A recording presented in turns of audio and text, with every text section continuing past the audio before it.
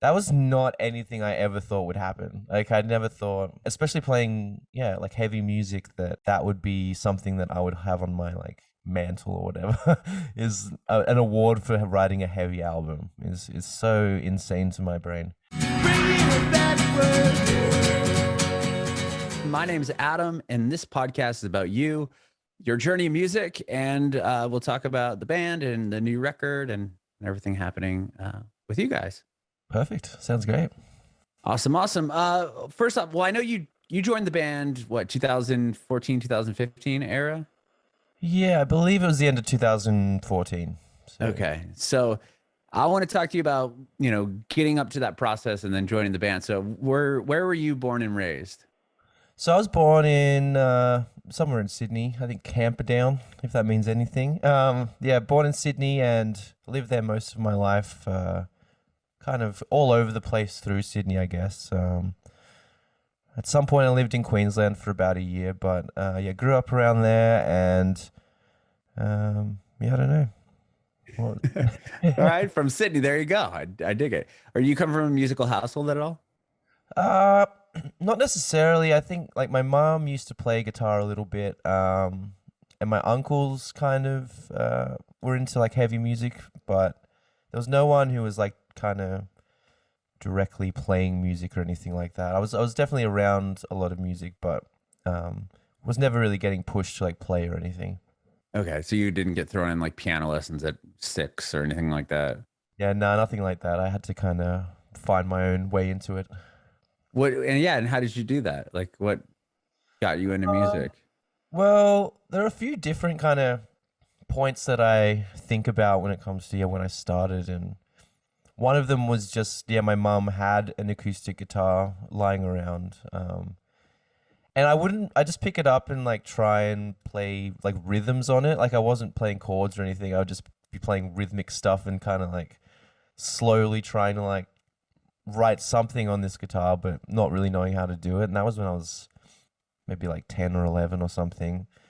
But then from there, when I went into high school, I had a friend who, she was playing a piano song. What was it? It was Boston by Augustana. And she needed someone to sing it for her performance. And she'd heard me sing just like in passing somewhere, nothing serious. Mm-hmm. And then asked if I wanted to try and sing that for her performance. So I did that and was very nervous, but it felt really good. It felt like, oh my goodness, it felt like something I wanted to be doing from such an early point. So from there, I kind of just asked my parents for a guitar or for something to try and learn how to play music, and kind of just found my own way from there. So you weren't like in the chorus or choir or anything like that? You're this person just heard you singing in the hallway and was like, "Oh, hey, you Yeah. kind of have a cool voice." I think her and I kind of had like a little bit of a thing going on. So Okay. I think she might have had a bit of a crush on me, and I was a bit the same to her. And I was like, "Oh yeah, I'll help," and she was Sure. kind of wanting to get me involved. But yeah, I would definitely had never done anything serious like that. I think like the school would have put me in like a choir group, but I was never serious. I was like, "Nah, this is lame. I'm not doing the choir." Yeah, from there, then I was just like, wow, music's pretty awesome, actually. It gives me such an awesome feeling being Mhm. up there and performing. So, yeah. So then you got the guitar, or you started playing around on the acoustic that your mom had? Yeah, I had, this acoustic guitar for a little while, and my uncle actually taught me about drop D, which Oh, I there you go. Okay. instantly turned that guitar, tuned that to drop D and just would play power chords on that, which was, for me, in terms of like starting to try and write songs, was actually really really helpful, because I wasn't thinking at all about music at all. I was just like, what sounds good under something I might sing, which it all sucked, but I mean for me it was still like it was a starting point for me, and it just felt really good. Yeah, I mean, it's interesting that you went straight to drop D. So you must have been into heavy music at the time, or always Um, into heavier music? Somewhat. I mean, I was more like into like pop punk and like Oh, emo music okay. at that point. That's what I love. I still love Yeah, that to this day. me too. That's been my like nostalgic trip through lockdown. Is just pretty much going back and listening to all this mid 2000s like emo stuff. What were Uh, the records that you? I'm just curious because I well, love that genre. So what were some of your favorites? yeah, well, like Fallout Boy and My Cam, I think Cork Tree and Hmm. Infinity on High were like two of the big albums for me when I was growing up. And yeah, all of My Cam. There's heaps of other stuff, I guess, like from first to last as well. Okay. Drop Dead Gorgeous. Uh, I can't. There's so many that I can't. Yeah, Yeah, right. Now I I'd know I have to kind of put you on the spot. pronounce. But yeah, from there I was just kind of trying to just write. I think with the acoustic, I was trying to just write acoustic music at that point too, but still kind of with the emo tinge to it. So I guess, um, Well, like I think Dashboard writes an all drop D, even though he's got the pretty voice and the, kind of the higher ends. But and yeah. somebody told me his tuning is like all like I don't it was something along the lines of like he almost tunes every string to D or like some Oh, weird like we like open D situation going on. yeah, some bizarre tuning. And but it's interesting because you can have drop D obviously be very heavy and like dark and but then you listen to like screaming infidelities and you're like, oh, okay, this is a pretty song. You can do anything with drop D, man. Anything. Yeah, that's awesome. So you're doing acoustic stuff, and how old are you at this point? This is me maybe 13, 14. Okay. And yeah, from there actually, I had a music teacher in the music class who I wasn't doing music in high school at this point, but she'd heard me singing at this school performance and had a group of kids like in the year below me who had started a rock band and like needed a singer. Hmm. Um, and yeah, she's like, "Do you want to maybe try singing for these guys?" So yeah, I went to the music room at lunchtime and hung out with these guys, and they were playing "Hell Song" by Sum 41. Okay. I was like, okay, this is interesting. This isn't yeah, I don't know. I hadn't thought about starting like a punky or pop punk kind of band thing. I was just trying to play music or do whatever really. I wasn't really thinking about the broader scope of what a band would be, but that would then turn into yeah, like my first band out of high school. We kind of that band or a form of that band kind of stuck around until I was like done at high school, and that's kind of where I started building up my Oh, okay. musicality, I guess. Sure. And then did you continue playing in bands or for a while there? Yeah, so I actually moved school like for the last couple of years of high school, and met a few other like-minded people there, and started a slightly more like heavy, like a I like to call it Rise Core from back in the day. Just all those bands that came from Rise that had a very Oh, particular sure. sound.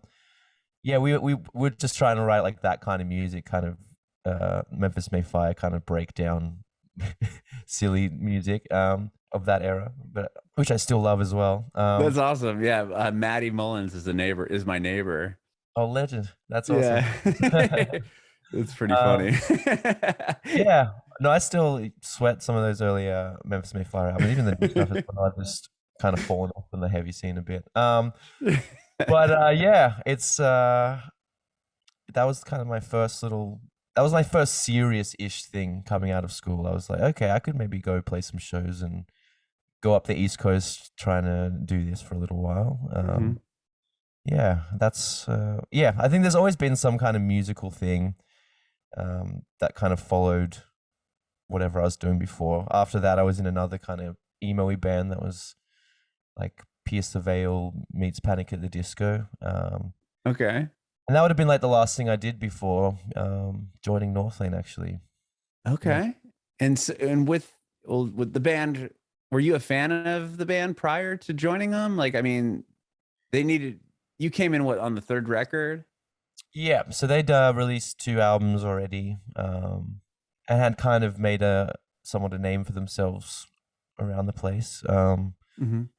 And yeah, that was incredibly scary. I had was a big fan actually of that previous album of Singularity.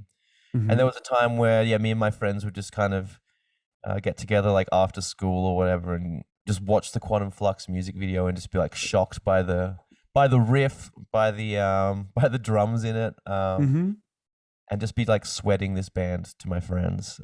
So yeah, it was incredibly surreal to then find myself like actually on the day that they announced that they were looking for a new vocalist. I had like a friend message me, but I also had Josh, our guitarist, message me saying that he'd had a bunch of people recommend me to try out. So it was just really surreal to like never really have, not really have a relationship with them personally or anything in our world that we might have crossed over in, but then to have Josh message me asking me to try and join in. Like, Sorry. yeah, that I mean, how incredible!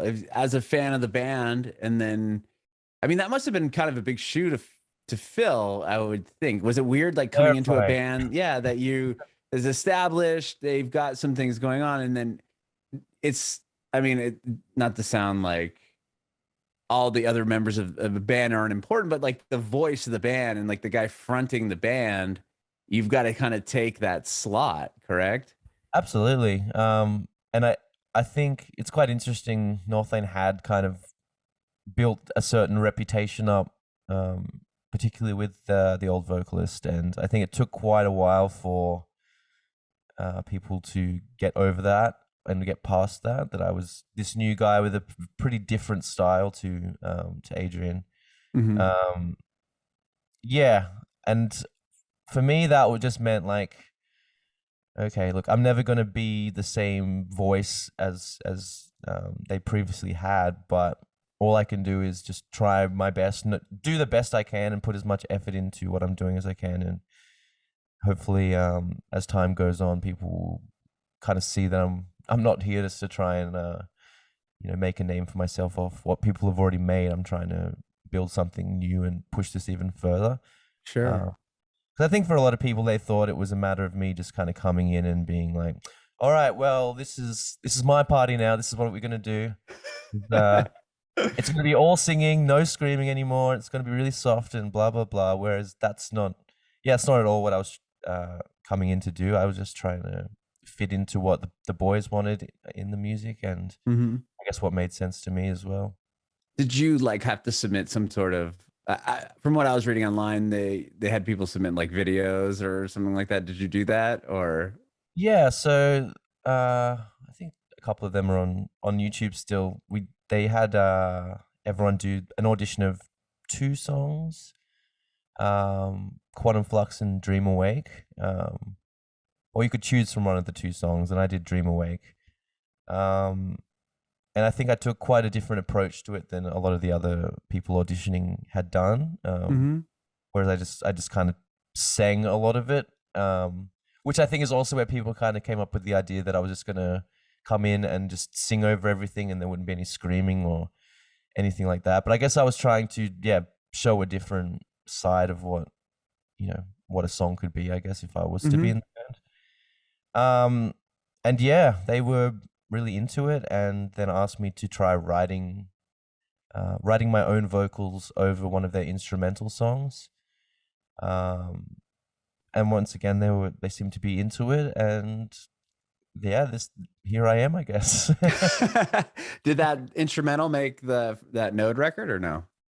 No, so that instrumental, it was Singularity. It was like the title track from the previous album. Oh, So it okay. was it was more just like a matter of, yeah, you're familiar with this song that we've already put out, but then what would you do if you had the If you opportunity? added vocals to it. Yeah. So Ah, I understand. That's interesting. yeah, it was quite strange because yeah, I'd never listened to that song. I never thought of it with vocals in mind before. Yeah, this audition thing came up, and it's just like a weird. It was a cool way of doing it, to be honest. Like I don't think um, I would have thought that would be a good idea because it Right, was a right. And it's kind of a bold move, especially if you're a fan of the band. It's like, okay, this song's already done. It's on the record that I like. yeah. And now they want me to put lyrics and like a melody, singing to it. They want me Like, to take ownership of it now of something that right, isn't mine, but I'll do my best. right, right. Wow.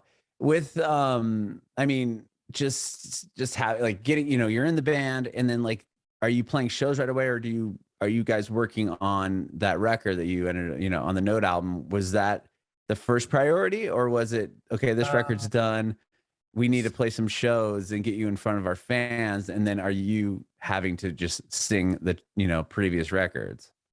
So the timeline of everything, it was pretty much like I joined the band. We got together and started writing Rot, which was the first song I put out and was kind of the reveal of the new vocalist for everyone before we headed out on tour. Mm-hmm. And then it was maybe like 6 weeks or something, maybe 2 months between me joining the band, us having to like rehearse and get prepared for a tour, which my first tour with Northlane was heading to Europe for 25 days in a row, or 25 shows in a row, no days off, with Parkway Drive, Heaven Shall Burn, and Carnifex. Wow. So, and obviously, and being from Australia as well, like Parkway is such an iconic band for us, an influential band for anyone who playing heavy music in Australia.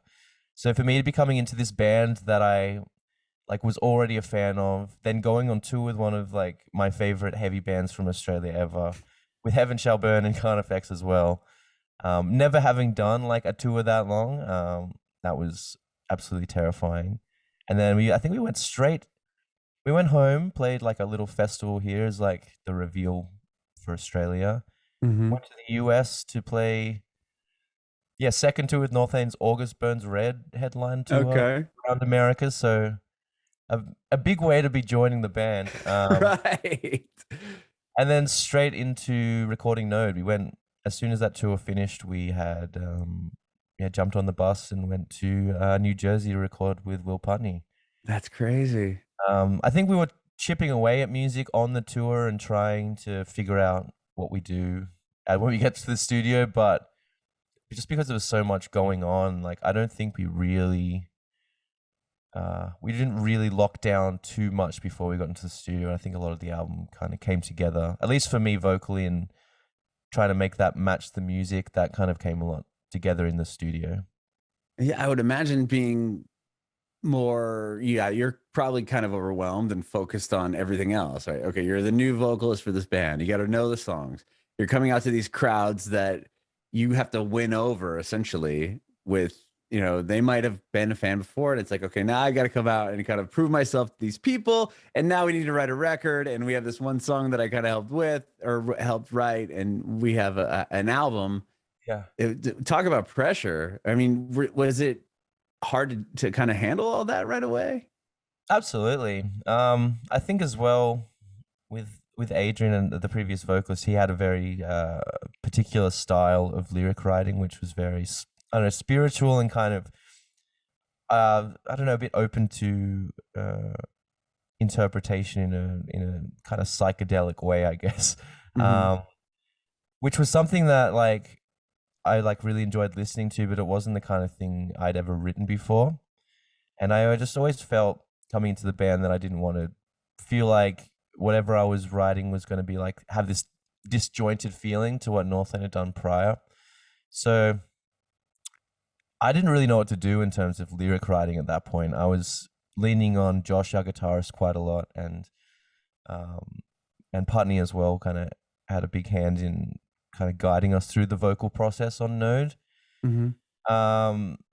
Yeah, it was a lot of pressure because I think as well, once again, people might have expected me to just come in and start writing like emo lyrics and right, something that's totally not what we used to, right? Yeah. Yeah. So for me, I just wanted to make sure that I wasn't kind of destroying any legacy, but still kind of managing to put my own spin on things, which was quite a difficult process, and I was stressing out a lot in the studio. I stress out every time we go into the studio, though. I'm very good at doubting myself.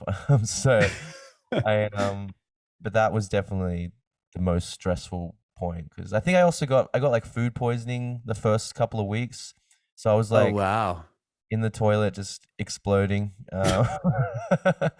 and then yeah, I was wrecked by then because I was just like, I'd never done any kind of extensive touring like that, and I'd never been overseas before I joined Northlane.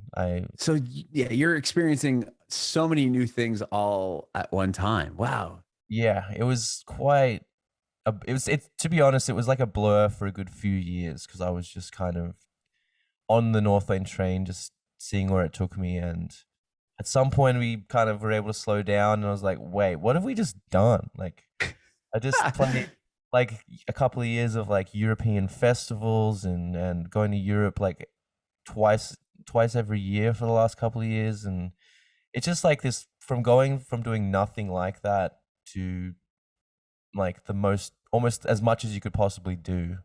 Um, Kind of took me out of feeling too stressed about like what people would think. I was just like, I was gonna do it. You just were like, yeah, going, right? Just going forward. At that point, wow. Um, then, I mean, what a validating way to kind of put your stamp on the band with the first record. I mean, it goes number 1 in Australia. Yeah, that was really dumb to me.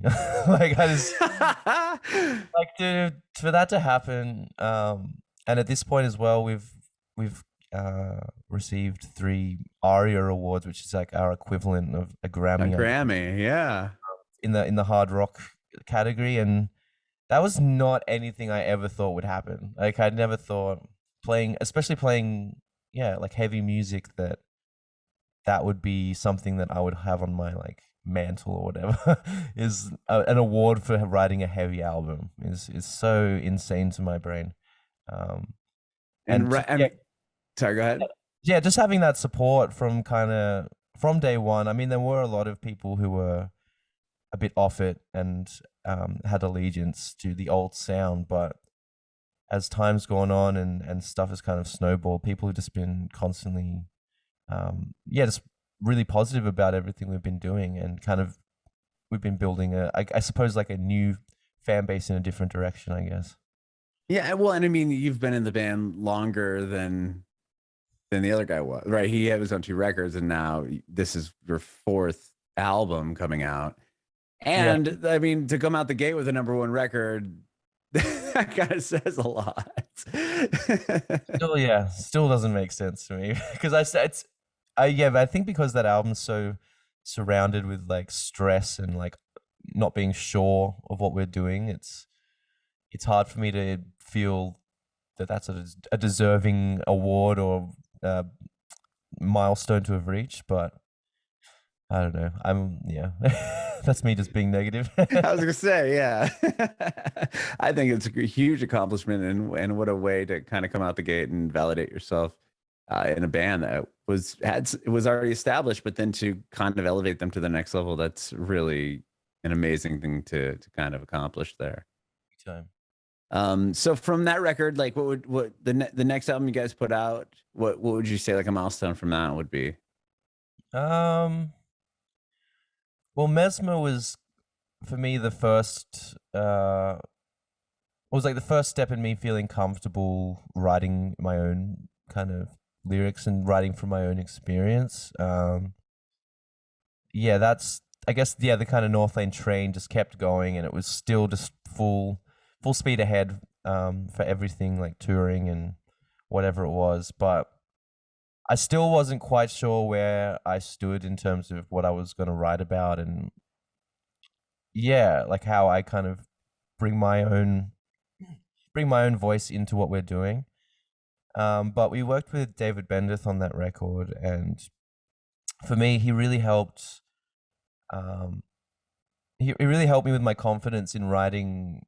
Yeah, writing from my own experience and writing stuff that meant something to me. And there's 2 songs that he and I kind of sat in a room and put together, which was Heart Machine and Fade, and they're yeah a lot more personal and a lot more directed at like my own experience than anything I'd written with Northlane or been involved with Northlane before that. Mm-hmm. And those songs seem to do like seem just to connect with the fans a lot not a lot more, but a lot in a lot more personal of a way than anything we'd done before. So Mhm. for me, that was just kind of a good confidence boost to then try and push that even further as we move forward with new music. Like that Um, vulnerability. yeah, I think because that's yeah, like I said earlier, coming from being a fan of like emo and like that. Oh my goodness, early era like pop, or like not earlier, like mid 2000s pop punk. Like Right. that's the kind of lyrics I like writing and like to listen to and connect to, and I just had to find that way to transition those kind of things into Northlane's music without it being unnatural. Hmm. Um, and yeah, this was kind of that first step for me. I think kind of being able to talk about stuff that might be a bit darker and a bit more personal and a bit more hard to listen to, but that meant a lot more to me, I think. Yeah, and I mean, you continued with on the Alien record as well. I mean, Yeah, Bloodline itself, that's a heavy song in itself, right there. yeah, 100%. That's where it all kind of led to. I was like, okay, now that I've done this, I mean, uh, I've kind of been given permission to push this as far as I want it now. Now that I've been with the band as long as I have at that point, and people people know what to expect of me somewhat. They're kind of getting to know me a bit better. Yeah, now I can talk about yeah these things that I never really have ever gotten the chance to talk about in music, which is yeah talking about my upbringing in a bit of a sketchy household. Yeah, for lack of a better term. Yeah, I Yeah, mean, yeah, talk about, yeah, like again, a vulnerable thing to do to kind of come out and put that all out there for everybody to. Yeah, I mean, it's not like your band. It was a small. You're not a small band, right? So you're putting this out here, and there's millions of people that are going to hear this story, and but that's amazing that they're, that's what people are connecting to, and I think it's just just being raw and real with it. yeah. That's the music I connect with the most. Yeah, is personal stuff, and even if it's not something I relate to directly, it's someone being vulnerable and I mean not pretending everything's okay because a lot of the time it's not. I mean, and Hmm. it's kind of you're doing yourself a disservice to not acknowledge that or try and unpack that in a healthy way or in a way that helps you understand it better. And yeah, that's what I really love about music as well is being able to express those feelings in a way that's like creative, but also lets out so much energy through yeah, whether it's screaming or singing or whatever. It's just such a wild release. Like a therapeutic moment for you, I guess. Sure, absolutely. And both, like, I mean, since you've been in the band, all the records have been nominated or won, right? You've won an award for the heavy metal or heavy album of the year in the ARIA Awards. Like, I mean, Yeah, that's crazy. it's crazy. I mean, I feel like if we were in the same year as Parkway Drive, we wouldn't win. So we've been really lucky with our draw there. But still, I mean, three in a row. Yeah, no, And well, I I'm guess we're hoping four, right, with this new one. yeah, we'll see how we go this year. It's yeah, I'm incredibly incredibly proud of that because yeah, like I said, it's such an odd thing in the heavy music world to kind of get that acknowledgement from like the more widespread music community, not just your scene, I guess. It's really yeah surreal to be honest. That being said, like um I don't know. I think people kind of expect us to be like, oh, we're award winning. We're an award winning band. That's so sick. But like to us, they're just little trophies. You know, they're not the thing we were trying to be in a band for to get an award. Like we didn't start a metal band or a heavy band to be like, okay, now we're gonna be a number one band. Like we're gonna be at the top of the charts all year for sure. Like that's not what we were trying to ever achieve. It's just an awesome acknowledgement that people around Australia are involved and a part of it and into it. Mhm. Really surreal. That's, yeah, it's so amazing. With Alien in that album, were you guys? I mean, you put the record in 2019. How much were you able to? I mean, it came out what, the end of the year, right? August of I 2019, I think it was think. August. Yeah. So then So you have like September, October, November, December, and then we start getting into 2020 where the world kind of closes. Like, were you able to do a big enough tour or support the record in the way that you hoped? yeah, luckily, I feel like we did get most of what we wanted done. I think we might have had one more US tour that was booked and maybe had to get cancelled before it got announced. But besides that, I think most of the touring for the album, at least, was pretty close to being done. Yeah, we were lucky we were one of the bands that released an album in like March of 2020 and then didn't get to tour it at all. That we were really lucky that we avoided anything like that, which yeah would have sucked for anyone who did go through that. Hmm.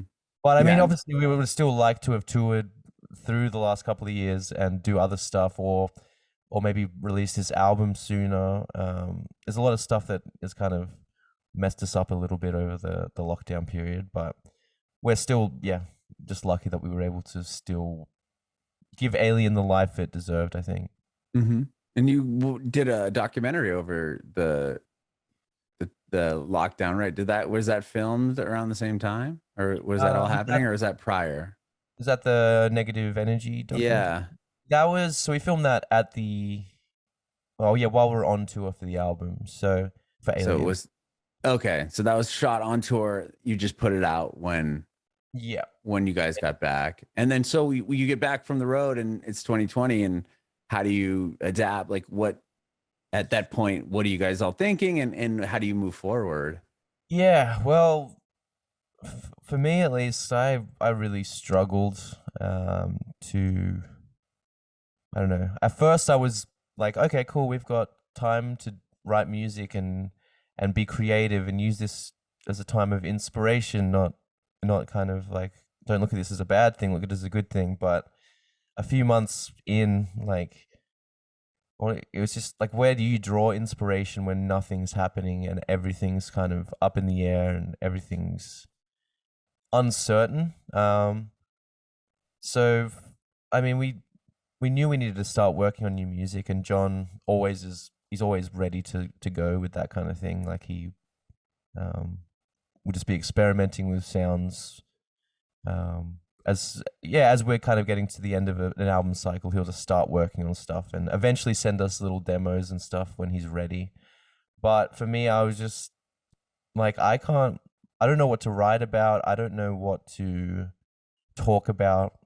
Because for me, I've always wanted to try and put like a positive spin on things, like, and not just leave things sour and negative. But everything I was trying to write was like that. I was just kind of not feeling good, not feeling like I knew what was happening, or like I didn't know where we were going to be in a year or 2 years, or knowing that it was going to be 2 years until we played a show. Like there's all these different parts that like I really struggled with, which kind of then turned into what the album is about subject wise. It is just quite a negative inward look at me just kind of struggling with, I guess, navigating the world at the moment. Mm-hmm. Yeah. Yeah, I mean, I've heard artists talk about this similar subject where it's, the pandemic happens and you got a lot of time on your hands, you want to write a record, and it's like, how inspired can you be So if you're sick not of talking about it. yeah, like So you're not bored. living life, right? I mean, you're just kind of okay. Yeah, hanging out. So I'd imagine that being very hard to yeah. kind Well, of get it was creative. it was good in a way, like to focus on like your home life, like obviously just being here with my partner. It felt like I was kind of settling into like a very simple life of just, making dinner and walking the dog and doing that kind of stuff, which was kind of nice, but it just made me realize how much like I need to be having this release of energy by playing shows and interacting with people at a show and just feeling like I'm doing what I'm kind of meant to be doing. Hmm. I mean, how big of a moment are you guys like to have the song chosen for the Tom Clancy game? Was that a huge deal for you? Are you guys video gamers? Absolutely. Yeah, I'm not coordinated or can't even speak, coordinated enough to play Rainbow Six. I don't think there's a bit too much going on for me. I'm a bit more of a Fortnite boy. I gave it a bit. Okay. I gave it a bit of a try when it we got announced for that. The rest of the guys are a lot more handy. Are they Um, are they big gamers, or did they play that game? I guess it'd be the I think Nick is. John likes to game as well. I think we're all pretty different in what we like to play though. But I think Nick would probably be the primary okay gamer. primary gamer. Yeah. But that's such a cool thing. What a cool moment to have. Yeah, absolutely. Like I mean despite besides that, it's just interesting to have a song like you remember when you would play a video game when you were younger, like if it was like Burnout or Need for Speed, and just hearing new music on that, like that's where I would find a lot of new music. Well, not new music, I guess, but But find a lot bands, of you could discover yeah, bands from there. I mean, just FIFA always different. has a great soundtrack. Madden would have good sound. Like those sports games would have great ones. Yeah, The there was an Tony era Hawk where it was, games. yeah, there was an era when there was so much like metal or alternative music in those games, and to be a kind of a part of that journey of someone maybe discovering something new that they hadn't ever even considered through just a game they enjoy, that's really exciting. Yeah, it's so cool now to see. I mean, I obviously it was happening before. Like I remember when I heard Thrice on Madden, I was like, because I was a fan of them. I'm like, oh my gosh, like they've made it to the point where they're on this video game. Like that was like so crazy to me.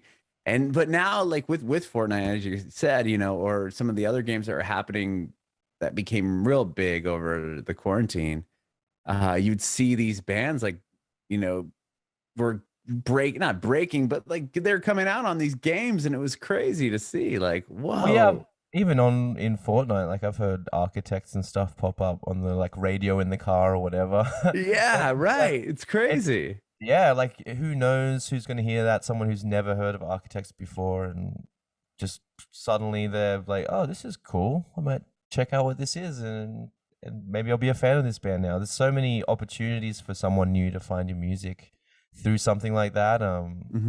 Yeah, really awesome. Yeah. Well, tell me about this new record. It's coming out what next in Well, a what, couple about a of month? weeks. Yeah, a Yeah, few weeks from 22nd. now. Yeah. So yeah, I'm excited. It's been a long time coming. We recorded this about a year ago now. Um, and yeah, like I said, it's kind of just a look at my experience trying to navigate going through the last couple of years, and Mm-hmm. I guess also trying to step away from the more like detailed personal um aspect of like Alien, and trying to be a bit more broad with what I'm talking about. 'Cause in the end, I feel like we've all gone through pretty much the same thing. I'm not speaking about being trapped in lockdown as if it's like a unique experience. So for me, this album, at first I didn't want, yeah, like I said, I didn't want to be writing this negative thing, but the longer that kind of things went the way they did, I just couldn't help but find myself just, I don't know, unlocking or like unpacking the things that I was going through, and the emotions I was feeling, and just the idea of everything being pretty crap and it's not really gotten any better in a long time, and I guess just trying to deal with that. But yeah, a bit of a What's bummer. yeah? I was the record done when your bass player left the band. Did he? So the uh, record was complete, or did he? I don't he even know if you left. want to get into this. I'm just curious. Oh no, that's all good. Yeah, he left before we got into the studio. Yeah, he kind of left towards the end, or he left after the like last tours we did.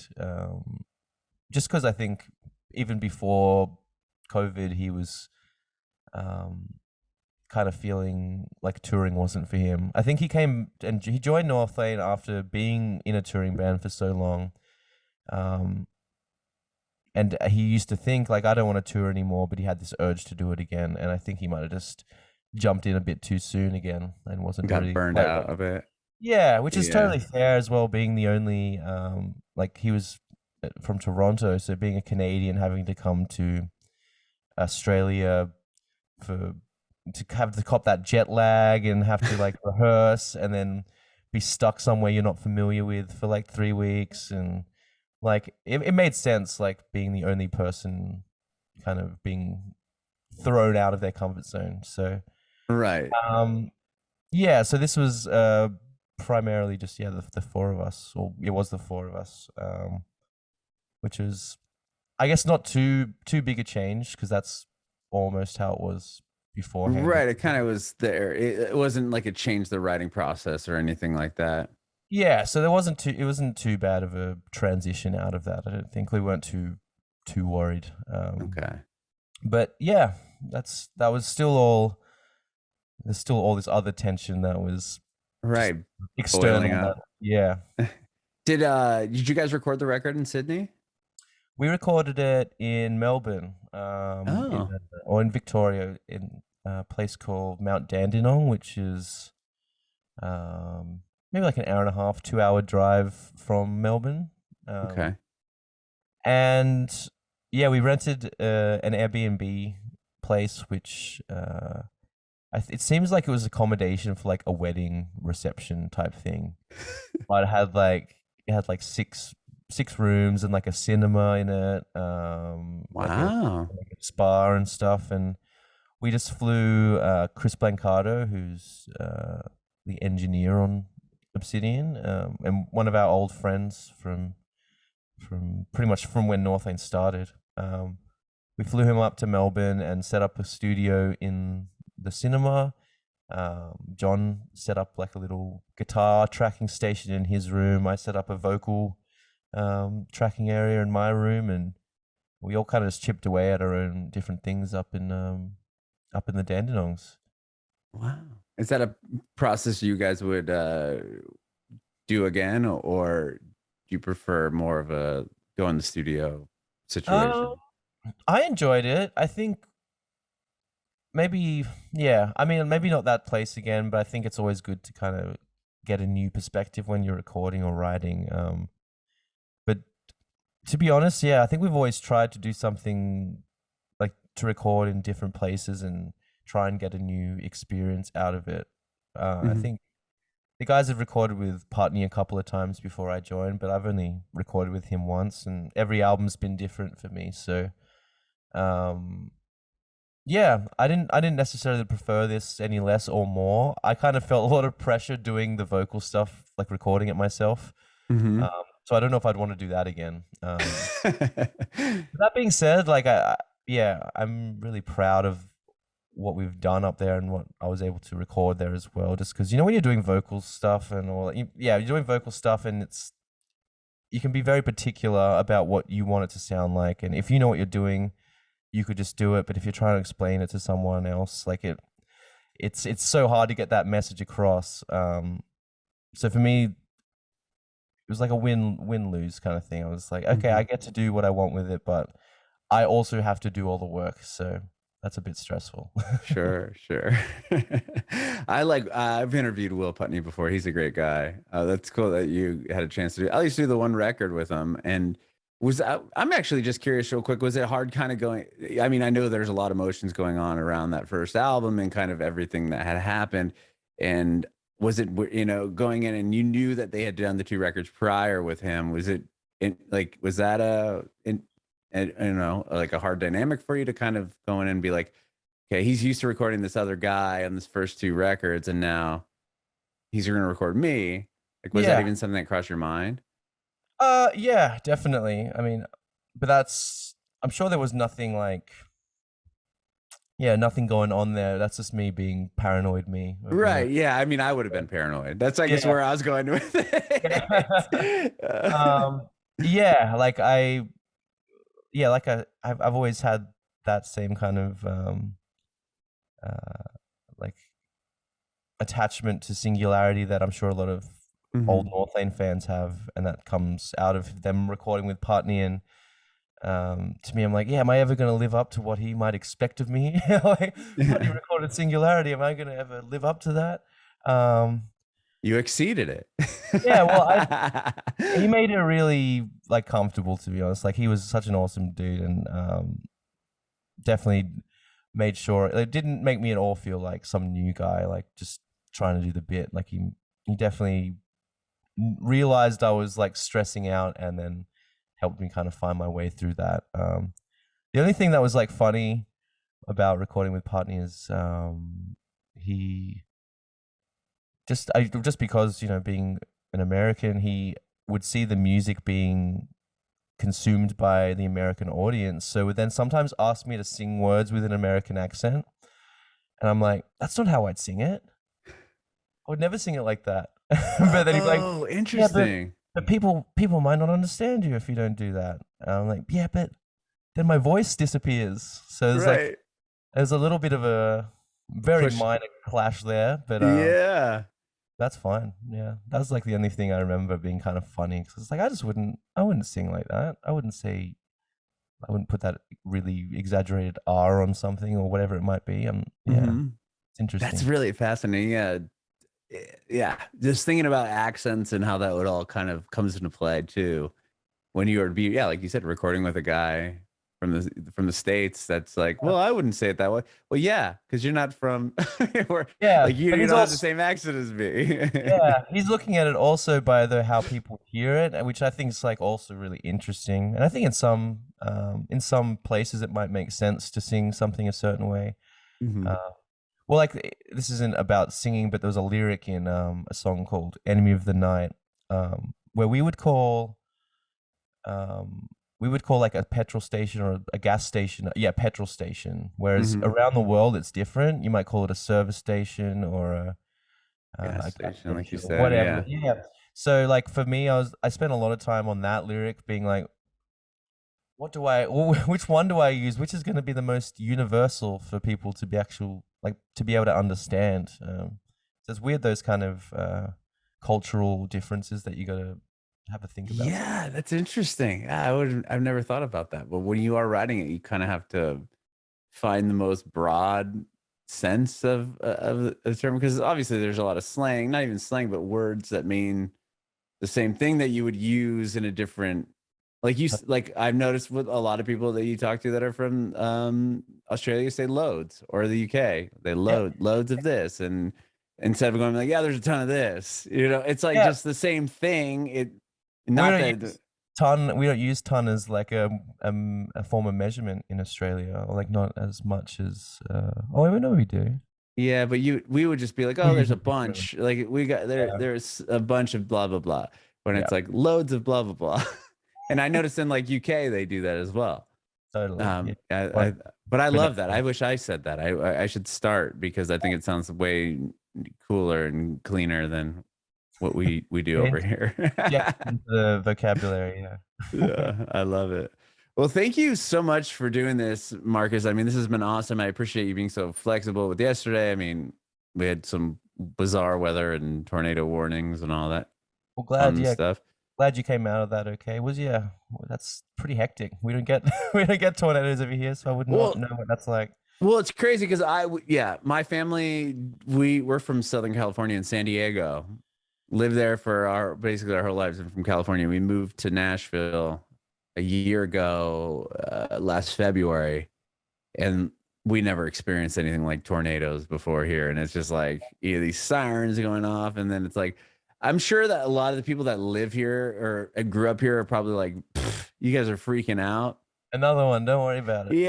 Yeah, where it's like, and then we're in this like neighborhood Facebook group and trying to like, on Twitter looking, and it's like, it's one of those things where it gets dicey because there's a lot of people who have moved here in recent years from other places in the country that aren't comfortable with it yet either. So everyone's Yeah. kind of on the same like uneasy page. But I bet if I called up somebody that I knew had lived here for 15 years, they'd be like, you're all right, dude. Like, don't worry about it. You know what I mean? They didn't budge. They didn't budge yesterday. No. No, it was pretty cool. There was a lot coming up through like Alabama and Yeah. coming up through the South, and kind of dying out when they got to. I mean, the winds were gnarly. You could hear the house shaking on the winds, but it wasn't like tornado. We could have done this. So, Yeah. but I appreciate you being flexible. Of course. No, my pleasure. Thanks for having me. Yeah, I do have one more quick question for you. I want to know if you have any advice for aspiring artists. Advice. Yeah, I mean, I feel like the advice that we give, like anyone in my band gives, is always so boring. Josh's like go-to is just practice a lot.